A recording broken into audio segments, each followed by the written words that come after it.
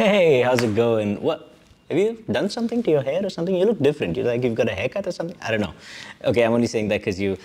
Have you seen? I got this thing on my head. This is the Edifier 820NB. It's a Bluetooth headphone under $80 and it's got Bluetooth... Yeah, we're getting right into it. No BS. Just straight in. It's got AAC support only. It does not have multi-point and you're gonna love this. There's no line out, there's no aux cable. You cannot plug this into anything. It's purely wireless. Tim Cook would be so proud. Now what it does have is active noise cancellation and a low latency gaming mode. But first things first, the comfort. This thing's gonna be on your noggin for quite a while. How does it actually feel? Well, it turns out it feels really good. It's really comfortable. You've got a headband with ample cushion, really nice soft cushion too. You've got that nice ratcheting mechanism to adjust the headband and you've got ear cups that swivel both in and out as well as back and forth. And they also fold flat for easy travel, although they don't fold in on themselves like certain other headphones do in this price range. But on the flip side, the ear pads, oh my god, they're really comfortable. There's this faux leather material, but they're so comfortable. And I like the fact that they're large enough to encompass your entire ear, so it just works really well. This is great for long periods of use. The only downside is the build quality. Well, it definitely feels a little cheap, and for the same price, I'm pretty sure JBL do a slightly better job. Just slightly thicker plastics, I think. Overall though, as long as the build quality is average but the comfort is really good, that makes for a good headphone, especially on a budget, and this is nice. Next up, app features and controls. Now these headphones come with some handy little buttons over here, and while they may not look like much, they actually do a couple of interesting things. Like for example, the volume up and down button will also skip to the next track or the previous track if you long press them. So if you need to increase your volume a lot, you can't just hold it down, it'll just skip your track. You just need to keep pressing it one after the other. There's also a power button right in the middle. What that does is play and pause your music. Obviously, it also turns on and off your device, but it also activates your Google Assistant or Bixby if that's your thing if you double tap it. Works for Siri as well. And then you've got that Bluetooth button, and this button is pretty interesting. Not only does it pair and unpair your Bluetooth, it also activates your active noise cancellation or switches to ambient sound mode or activates your game mode. Now it is worth noting that Edifier also throws in support with the Edifier Connect app.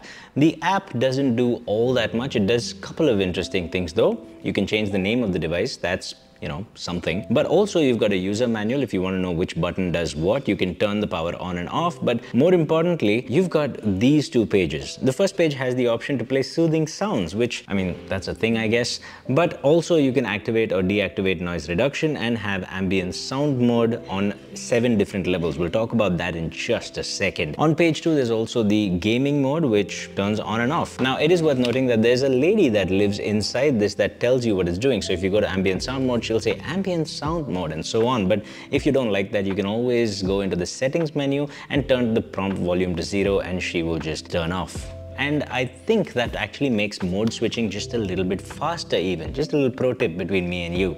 So if you don't want to hear her annoying voice over and over again, just turn her off, which, let's face it, if you're a geek like me, is second nature. Apart from that, most of the app is just a marketplace for their other products, and I didn't see any options for firmware update in the menu either, so I don't know how that works. Maybe they still use that Edifier Magic app, which don't even get me started on that. You can see my NeoBuds Pro review if you want to know more about that little fiasco. But now we get to the fun bit. How does this actually sound? We'll start off with active noise cancellation.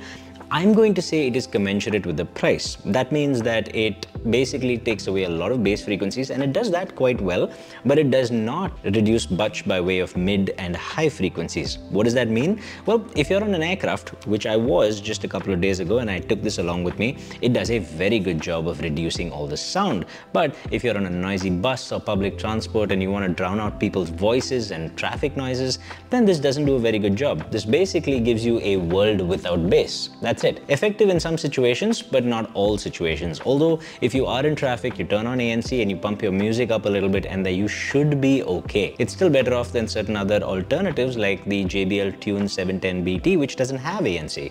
So that's a bonus. When it comes to ambient sound mode, I like the fact that it has 7 different modes. I think for the most part, it sounds reasonably natural. You've got -3 to +3 and 0 in between. 0 and +1 sounded the most natural to me, with +3 being a mix of ambient sound as well as amplification, and -3 being a mix of ambient sound with some noise reduction. Having options is never a bad thing. Like the option to subscribe to channels that give you quick to the point, no BS reviews like this one, subscribe. And finally, the low latency gaming mode, which works. It is lower latency than normal. Although this is on AAC, you don't have high latency anyway. It will turn it down even further. The most important thing though is not the gaming performance, but the sound quality. How does it actually sound when you're listening to music in movies? And the answer is not particularly great. It kind of sounds like all the sound, all the music is coming from inside a box. It's got this hollowness to it, and that hollowness also comes through in the bass. All the bass thumps, they're all a little bit hollow. Sub bass it's kind of there, but it's really not that great. It's just not a full sound. It is possible in that it just makes sound, because the fact is at this price point, you've got the JBL Tune 710BT, which I just mentioned, that has way better tonal balance, and that's probably where you want to go if you want just sound quality. Okay, it's that time of the video where I take you to the balcony and tell you about the microphone quality. What you're listening for is effectively noise reduction.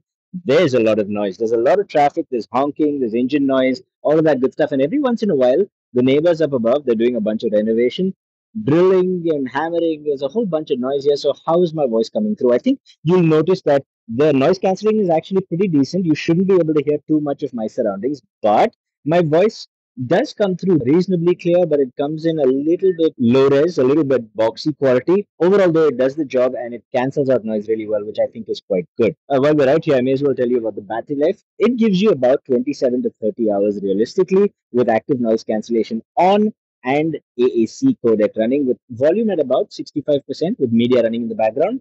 That's not too bad. Honestly, that is plenty good for me. I know it's not the best in the market. You know, it's less than $80 and it's got ANC running, so we'll give it a little bit of leeway. If you turn the ANC off, if you really need it to just work for longer, you'll get an extra 15 hours out of it from a full charge. So that's a total of 45 hours, which is pretty darn good. Now, it does not have fast charging.